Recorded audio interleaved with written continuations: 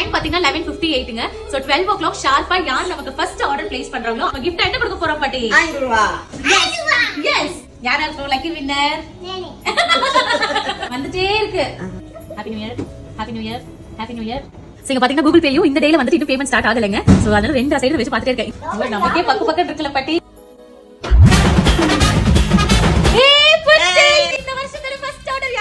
அவங்க பேரு பிரியதர்ஷினி. எஸ், புட்டுக்கு தான் இருக்கதே ரொம்ப சந்தோஷம். இவங்கதான்.